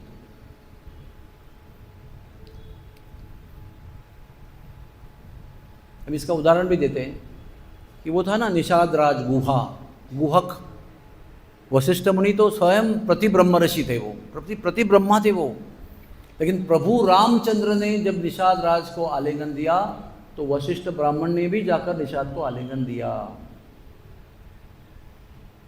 काक जाति जो है ना, कौवे की जाति बहुत निचली मानी गई है। पक्षियों में भी कौवा जो है ना वो थोड़ा सा प्रॉब्लमेटिक है। जैसे प्राणियों में भी कुत्ता थोड़ा सा श्वान को बहुत निचला मानते हैं। तो ऐसे काग के मुख से, चांडाल कुलोत्पन्न कौवे के मुख से गरुड़ जो विष्णु तत्व है, उन्होंने पूरा अमर कथा सुनी थी। पूरी रामायण कथा जो है वो काग ने, यानी कौवे ने, काक भुषुंडी नाम के कौवे ने वह विष्णु तत्व गरुड़ जी को सुनाया था। और कथा श्रवण करते हुए गरुड़ जी पुनः पुनः शीश झुकाते हैं कौवे के सामने। इसलिए नीच केवल वही होता है जो कृष्ण का भजन नहीं करता है, और उच्च कुल का कोई व्यक्ति होता है और वो कृष्ण का भजन नहीं करता है तो वो उसको नीच ही माना जाता है। इसलिए जाति वाति में कोई वैल्यू नहीं होती है, भगवान नाम की वैल्यू होती है। ये हमको समझना जरूरी है कलयुग में। तो इस प्रकार से शबर कुलोत्पन्ना कौन थी वो? शबरी। भगवान तो क्षत्रिय थे, लेकिन फिर भी शबरी के कुटी में जाकर शबरी का प्रसाद नहीं खाया, शबरी का जूठन बैर खाया भगवान ने, है ना। सब संतों ने कहा था भगवान को, अरे कुछ संतों ने जो शबरी से ईर्ष्या करते थे उन्होंने कहा था कि मत जाओ उसके पास, वो बहुत निचले कुल की है, भगवान हमारी कोटि पे आइए, हमारी कोटि पे आइए। जब भगवान गए थे ना उधर, क्या नाम उस क्षेत्र का, पंपाक सरोवर, कौन सा क्षेत्र था, किष्किंधा क्षेत्र। जब भगवान गए थे सब संत लोग प्रतीक्षा कर रहे थे, आएंगे हमारी कोटि पे आएंगे, हमारी कोटि पे आएंगे, और बोल भी रहे थे उधर मत जाओ, उधर मत जाओ। लेकिन भगवान सबकी कुटी को लांग के सीधा शबरी की कुटी में गए। न केवल गए, उसके झूठे खाए हुए बैर भी खाए, लक्ष्मण को सहन नहीं हो रहा था फिर भी खाए। भगवान ने कहा अभी चुप रहो आप, बाद में देखेंगे क्या है, आपको समझाऊंगा बाद में, डोंट डिस्टर्ब नाउ। भगवान ने पूरे झूठे बैर खाए। जब हमारे भगवान किसी को जाति भेद, वर्ण भेद, रंग भेद, भाषा भेद से नहीं देखते हैं, हम कौन होते हैं किसी को जाति भेद, वर्ण भेद के द्वारा देखने वाले। तो अभी देखो, फिर अभी शबरी का डायग्नोसिस भगवान ने किया। भगवान ने बताया ना उसको, तुम्हारा ये दोष है। उससे बुलवाया मुख से कि मैं ऐसा सोच रही थी। बोला द्रौपदी यही तुम्हारी गड़बड़ है, तुमने ये जाति बुद्धि की भावना से उसको प्रसाद पवाया, इसलिए आपका शंख नहीं बजा। अभी जाओ उनसे ही सलाह करो और पूछो, और मन का ये जो कलमश है उसको निकाल दो। तो द्रौपदी गई वाल्मीकि ऋषि के पास, बोली महाराज जी आपने सबको मिलाकर क्यों खाया? बोले मैं समझाता हूँ आपको, सब लोग ध्यान से सुनिए, बहुत इंपॉर्टेंट है ये। अभी वाल्मीकि ऋषि द्रौपदी को समझा रहे हैं, अन्न पर ब्रह्म रसो विष्णु भोक्ता देवो जनार्दन। देखो स्वयं अन्न जो है बिना भोग लगाए, स्वयं अन्न बिना भोग लगाए भी पर ब्रह्म है। अन्न अन्नम ब्रह्म, रसो विष्णु, अभी आप भोग लगाए नहीं है, लेकिन उसके अंदर जो रस है, मीठा, नमकीन, कड़वा, जो भी कुछ है वो विष्णु है स्वयं। और उस रस वाले ब्रह्म वाले अन्न का जो भोक्ता है वो देव जनार्दन है, यानी कृष्ण है। तो हम लोग उसके भोक्ता है ही नहीं, हम केवल प्रसाद पाने वाले हैं। हम केवल कृष्ण के अधरामृत को पाते हैं, जो उस रस वाले ब्रह्म रूप अन्न में भगवान ने पाने के बाद जो अधरामृत उनका मिला हुआ है, उसी को ग्रहण करने का हमारा अधिकार है। अगर हम हमारे अन्न को, मैं बता रहा हूँ आपको, ध्यान से सुनिए, प्रसाद सब लोग पाते हैं, प्रसाद पाना भी चाहिए, इसमें कोई प्रॉब्लम नहीं है। लेकिन हमारे प्रसाद में ऐसी बुद्धि होती है कि ये गुलाब जाम दे दो, ये सब्जी दे दो, वो करेला मत दो, ये मीठा दो, ये कड़वा मत दो, वो टमाटर मुझे अच्छा लगता नहीं है, वो कोपरे की चटनी दो, वो वाला पकौड़ा दो, पनीर वाला, वो वाला कॉलीफ्लावर वाला मत दो। पता है ना, आपके महाप्रसाद की थाली आते हैं ना लंच में, तो सब लोग कैसे बोलते हैं? तो आप लोगों को क्या बोलना चाहिए?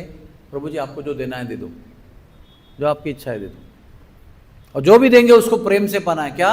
ऐ शाक कृष्ण अस्मदिलो, ये भगवान ने पाया हुआ है, भगवान का अधरामृत उसमें मिला हुआ है, वो मुझे चाहिए। मुझे वो रसगुल्ला पकौड़ा चटनी नहीं चाहिए। भगवान के प्रसाद को ऐसे विभक्त दृष्टि से देखना ही अपराध है। केवल हमको भगवान का प्रसाद भाव में ग्रहण करना है। अभी कोई मतलब प्रभु जी आपको अच्छा क्या लगता है? हाँ मुझे वो आलू पराठा अच्छा लगता है, ठीक है, प्रेम से बोल दिया। लेकिन वो अगर मूली का पराठा बना दिया तो आपको प्रेम से खाना चाहिए, आलू के पराठे के साथ वैरायटी के रूप में, क्योंकि वो भगवान ने चखा है उसको। तो इन्होंने एक बात बता दी कि हम तो केवल कृष्ण के अधरामृत के अधिकारी हैं। स्वाद के भेदभाव का विचार करके हमारी साधना और भजन नष्ट होता है। ये महाभारत के बोल है, मैं नहीं बोल रहा हूँ। जब स्वाद और पसंद के भाव से जब ग्रहण करते हैं तो आपका जप का लाभ जो है ना, वो आप खुद ही नष्ट कर रहे हैं। दूसरी बात बताइए, बोले स्वाद भी बहुत नश्वर वस्तु है, कितना देर टिकती है? अभी गुलाब जाम खाया, 1 सेकंड के बाद वो उसका मेमोरी भी खत्म हो जाता है। उसके बाद में आपने सब्जी खाया तो गुलाब जाम का स्वाद खत्म हो गया। तो स्वाद कितना नश्वर है। दूसरी बात बता रहे हैं, कौन? वाल्मीकि मुनि द्रौपदी को बता रहे हैं। केवल जिह्वाग्र पर ही उसकी अनुभूति होती है।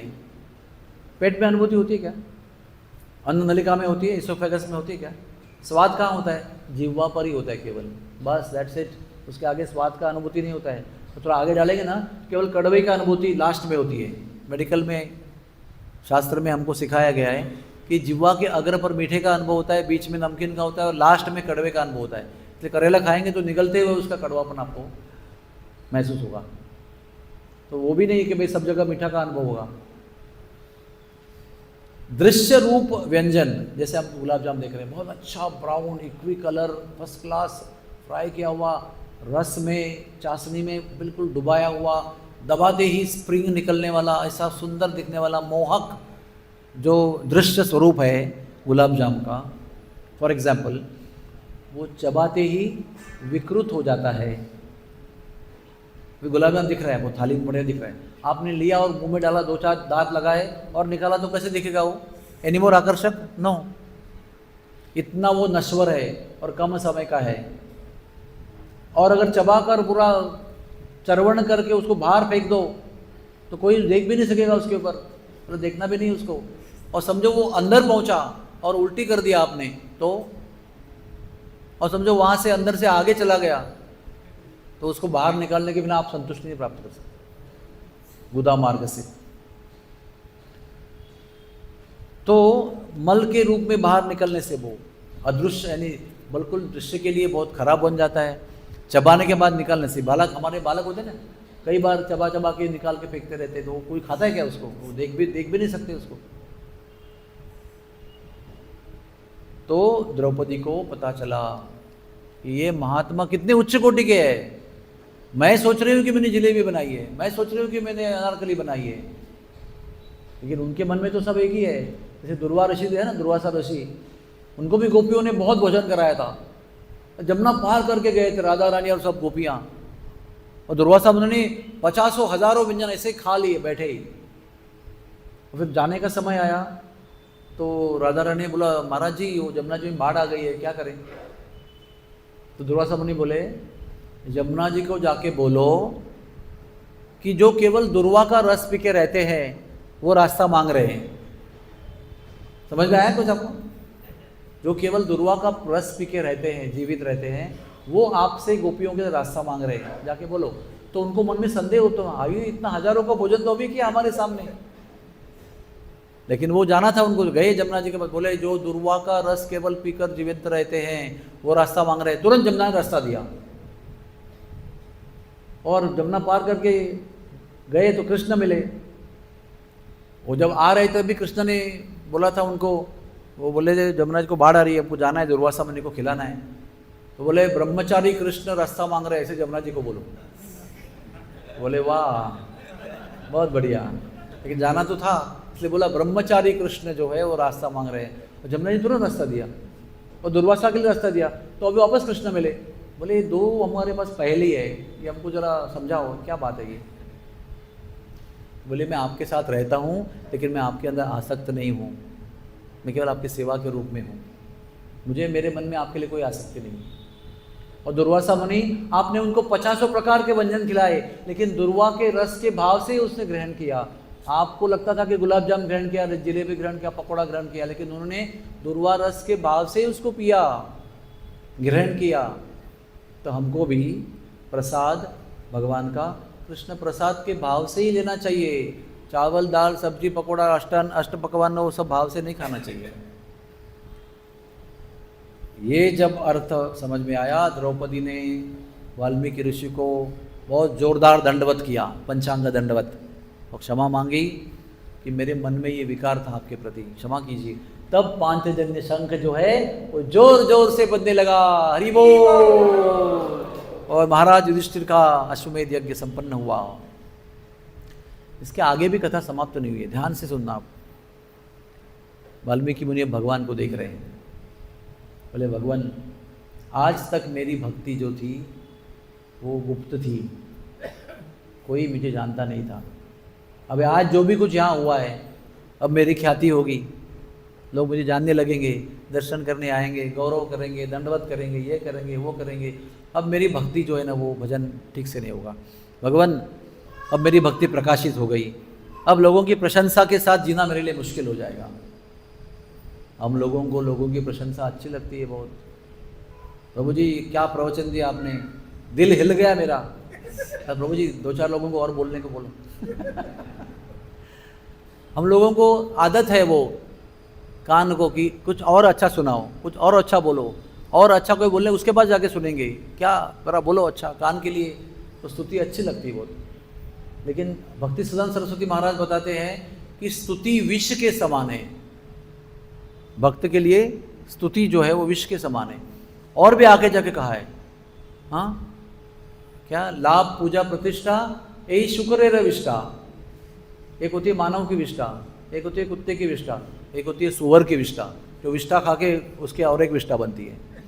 मतलब उतना स्तुति प्रतिष्ठा जो है वो हमारे लिए घातक है। और ये कह रहे हैं यहाँ पर कि प्रशंसा के जहाँ जीना तो मुश्किल हो जाएगा मुझे। वो संत है, संत का लक्षण क्या है?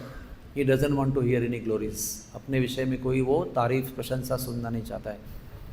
तो क्या भगवान अभी आप मुझे विदा करो यहाँ से, इस विश्व से विदा करो, क्योंकि हस्तिनापुर में अभी पांडवों के घर में, राजा के घर में मेरी स्तुति हो गई है, यानी गौरव हो गया है, इसके आगे तो मुश्किल है। तो अपना सारा भक्ति का तेज सामने खड़े हुए युधिष्ठिर महाराज के अंदर स्थापित करके, भगवान की ओर एक टक देखते हुए, मुख से उनका नाम लेते हुए, आंखों से अश्रु ढाते हुए वो गोलोक धाम चले गए उसी समय, इमीडिएटली आफ्टर लंच। समझ में आया आपको? इतना भगवान के महान भक्त वाल्मीकि ऋषि की कथा अश्वमेध पर्व में आती है। तो इसलिए अपना संपूर्ण तेज युधिष्ठिर में विलीन करके वो अंतर्धान हो गए। तो ये कथा हमारे प्रैक्टिकल जीवन में बहुत बोधक कहानी है। अभी थोड़ा विदुर के बारे में बताना चाहिए। महाभारत में भी विदुर का चरित्र जो है वो एक श्लोक में दिया गया है। देखो, वैशंपायन उवाच। अभी हम लोग क्या कहते हैं, वाल्मीकि की कथा सुन लिया। अभी थोड़ा विदुर के बारे में भी कहेंगे क्योंकि वो भी यमराज के अवतार है। धर्मे च अर्थे च कुशलो, इन धर्म में, अर्थ प्राप्ति में, व्यवहार में, राजनीति में बहुत कुशल है विदुर महाराज। लोभ क्रोध विवर्जिता, कभी भी उनको क्रोध नहीं आया। कितना अपमान किया गया उनका, भतीजे ने किया, भतीजों के छोटे भैया ने किया, भाइये ने कभी सुना नहीं। लोभ क्रोध विवर्जिता, दीर्घदर्शी, शमपरहा, कुरु करुणाम चहिते रथा। धर्मशास्त्र अर्थशास्त्र में वो निपुण महान पंडित थे। क्रोध लोभ से सदैव वर्जित थे। शमपरहा यानी दो अर्थ होते हैं उसके।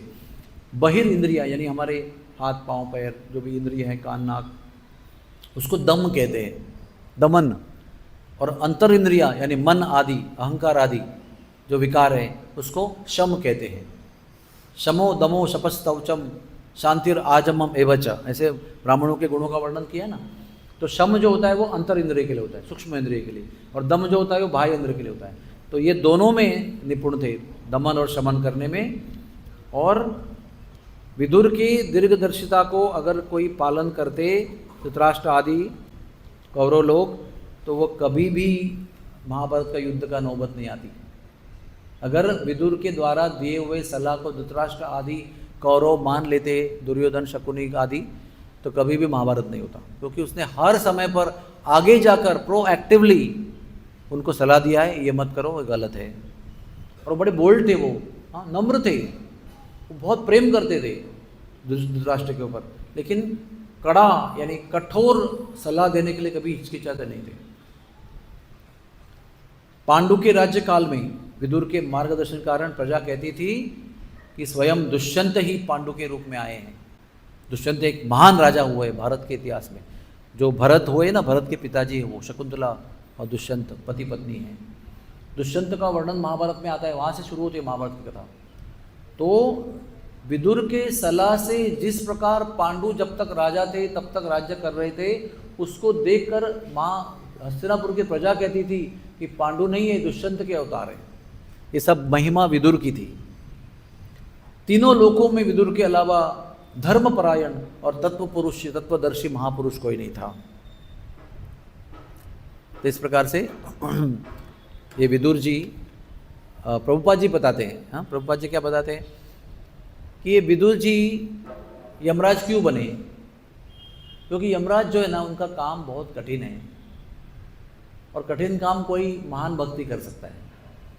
सामान्य भक्त जो होते हैं वो पसंदीदा सेवा स्वीकार कर लेते हैं, लेकिन कुछ सेवाएं बहुत कठोर होती हैं। जैसे एग्जाम्पल, अब मंदिर में कैसे है, सबको लाइन में लगाना दर्शन के लिए, किसी को घुसने मत देना।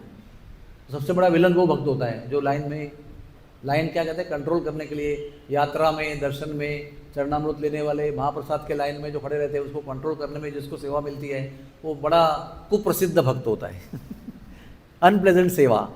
तो लोग जिस सेवा में तारीफ होगी वो सेवा करना चाहते हैं, जो सेवा में गाली मिलेगी वो नहीं करना चाहते।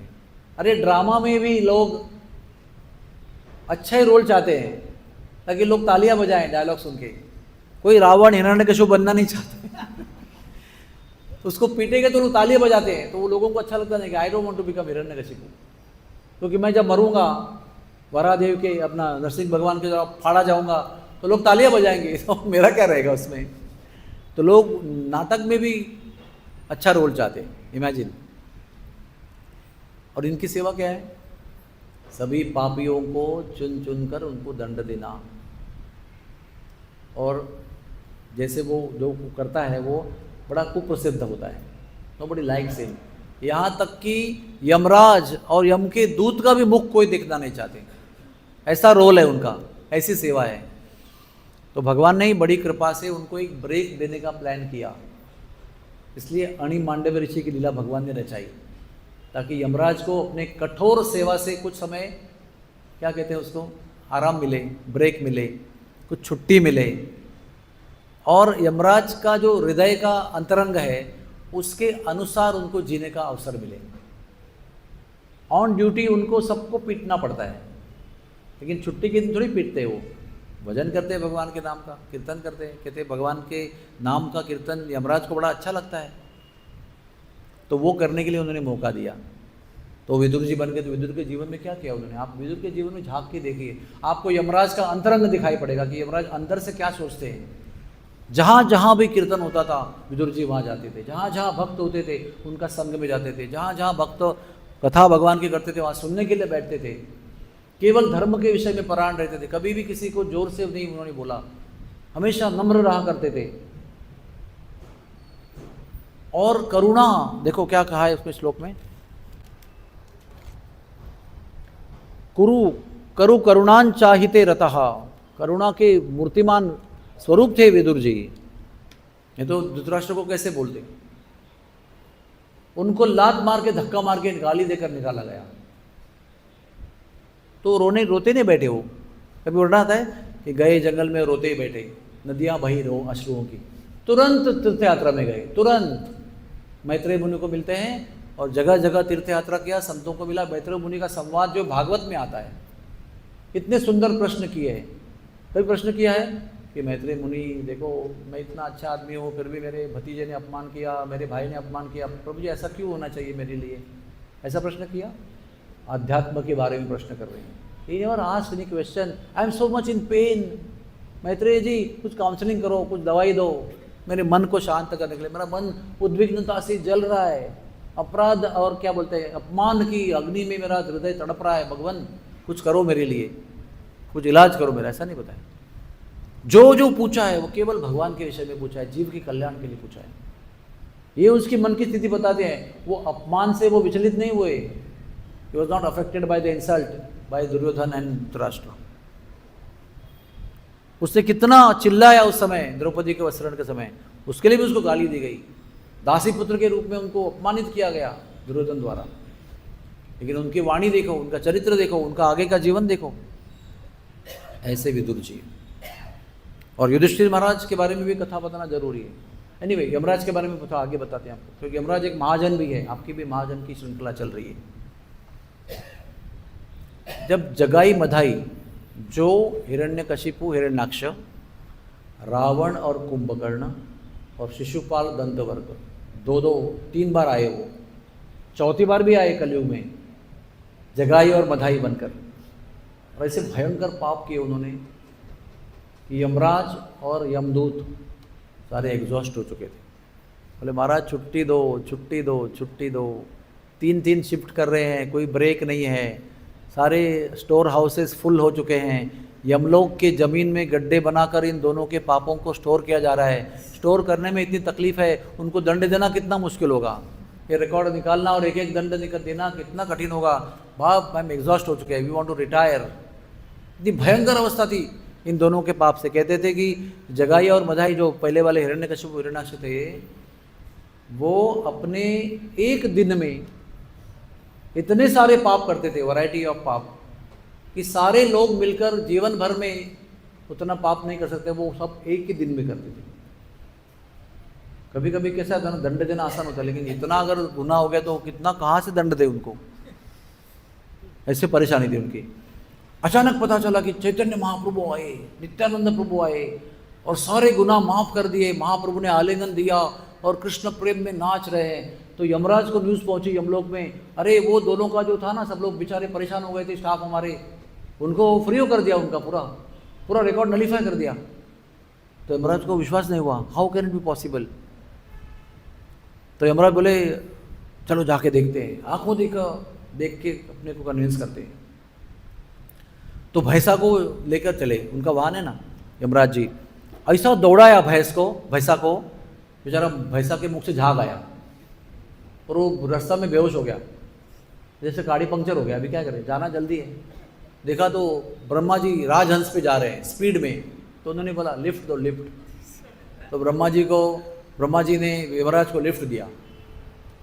और अभी उनको किसी को पूछना था कि सही है क्या सब कुछ ये, तो बोला ब्रह्मा जी आप भी कहाँ जा रहे हो? बोला हम भी वही जा रहे हैं पृथ्वी पर, जगाई मधाई का उद्धार हो गया, वो देखने के लिए जा रहे हैं, आंखों देखा हाल। तो बोला क्या हुआ बताओ, सही बताओ, मुझे विश्वास नहीं हो रहा है। तो ब्रह्मा जी ने यमराज को फास्ट चलने वाले राजहंस पर बैठते हुए सारी कथा बताई, और वो कथा सुनकर राजहंस पर यमराज बेहोश हो गए। अभी बेहोश यमराज, होश में ब्रह्मा जी, दोनों राजहंस पे पृथ्वी पर आए और वहाँ पर जगाए मदाई नाच कर रहे हैं, चैतन्य महाप्रभु नाच कर रहे हैं, नित्यानंद प्रभु नाच कर रहे हैं, हरि नाम कीर्तन कर रहे हैं, हरे कृष्णा कृष्णा कृष्णा हरे हरे, हरे राम राम राम हरे हरे, कीर्तन कर रहे हैं। तो ब्रह्मा जी बोलते यमराज जी उठो उठो उठो, देखो देखो अपने आंखों के सामने। यमराज जी जग गए और देखा कि भगवान नाम का क्या प्रभाव है, कि भगवान नाम के प्रभाव से ये तो मुक्त हो गए और चैतन्य महाप्रभु का शरीर काला हुआ था इनके पाप लेने से, वो भी अवकाश में चले गए। एक कथा है यमराज की। दूसरी कथा है सावित्री और सती सावित्री और सत्यवान की। संक्षेप में बता देता हूँ। सत्यवान और सावित्री का विवाह तय हुआ। देखते ही जब पहली मुलाकात हुई दोनों प्रेम में आ गए। दोनों का जैसा पुराने जन्मों का संबंध है, लेकिन उसमें कुंडली भी देखते थे पुराने ज़माने में।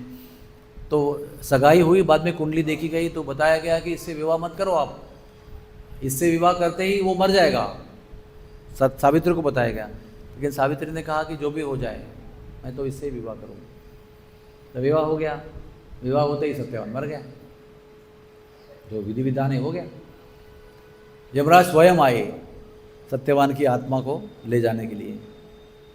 तो सावित्री उसके पीछे पीछे जा रही है। इतनी सती थी वो, इतनी पवित्र सती थी।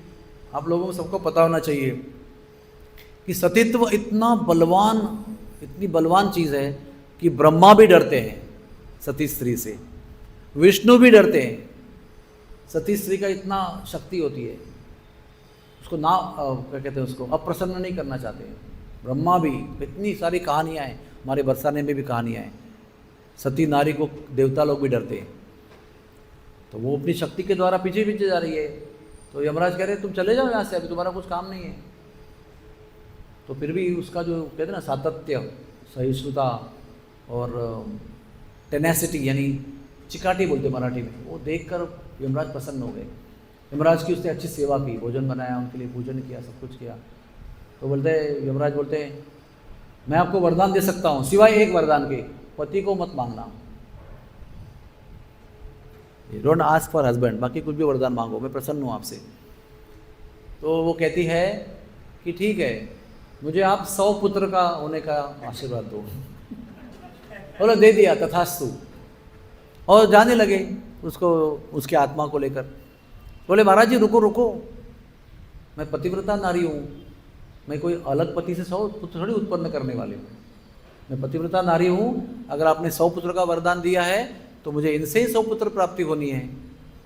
तो यमराज, प्रभुपाद जी लिखते हैं महाभारत भागवत के उस रेफरेंस में श्लोक आता है, उसमें प्रभुपाद तात्पर्य में लिखते हैं यमराज जी हार गए, Yamraj was defeated by Savitri.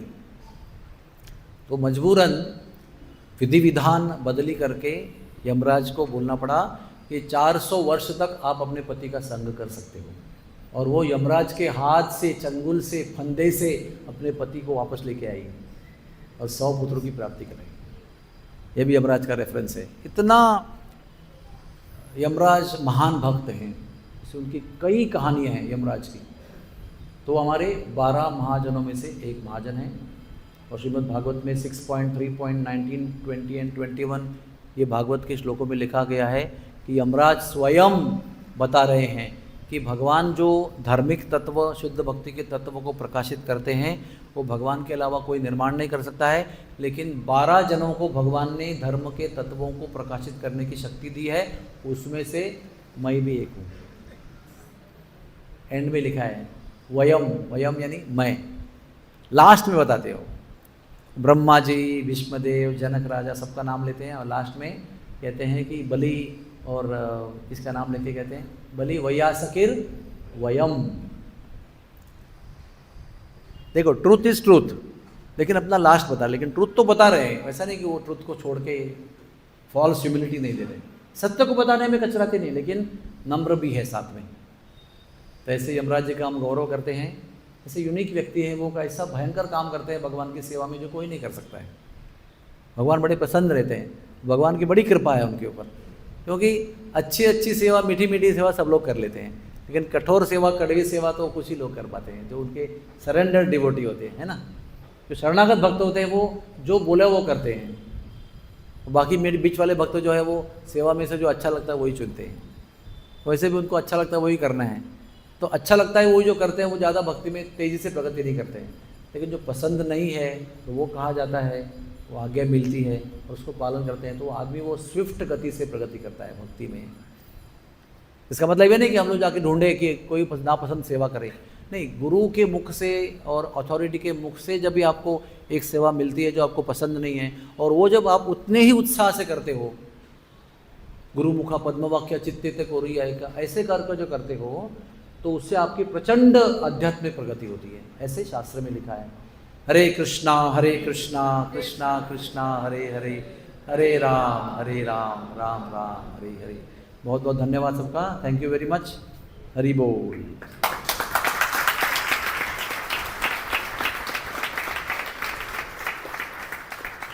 अभी क्षमा चाहता हूँ, मुझे भागना होगा। हाँ, हवाई जहाज उड़ने वाले को पकड़ना होगा। एक प्रश्न लो खाली बस। यस, माइक दो तब तक आप ये थैली में डालो। Hare Krishna, I just want to know the difference between Yama and Arima. Yama is the level of hairstyle. यम जब भी छुट्टी पर आए नीचे ना विदुर बनने के लिए, तभी अरेमा नाम के व्यक्ति वहाँ पर यम का रोल करने के लिए, कहते हैं लोकम, वो लोकम करने के लिए वहाँ पर अरेमा गए। अरेमा कई बार गए हैं, तो ब्रह्मा जी भी हरिदास ठाकुर बने ना तभी भी अरेमा वहाँ पर बैठे, और अरेमा भी एक नहीं है, बहुत सारे अरेमा हैं। Okay, thank you very much, Hari बोल। हरे कृष्णा। तो आपको क्या लगता है प्रभु जी बार बार यहाँ पे आना चाहिए? तो प्रभु जी ने मुझे पहले ही कहा है कि मैं नवंबर में फिर से आऊँगा।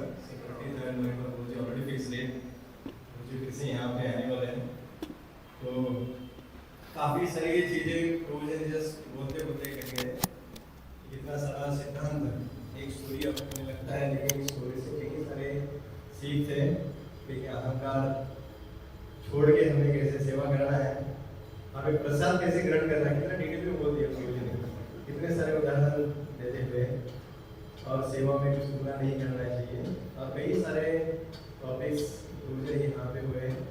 तो उसका थोड़ा चिंतन हम करेंगे, जब तक प्रभु जी नेक्स्ट टाइम तक नहीं आएंगे तब तक थोड़ा चिंतन करके हम प्रैक्टिस करने की कोशिश करेंगे। So with our goal of heart will express our gratitude to Prabhuji by loudly chanting one name, Hare Krishna Mahamudra.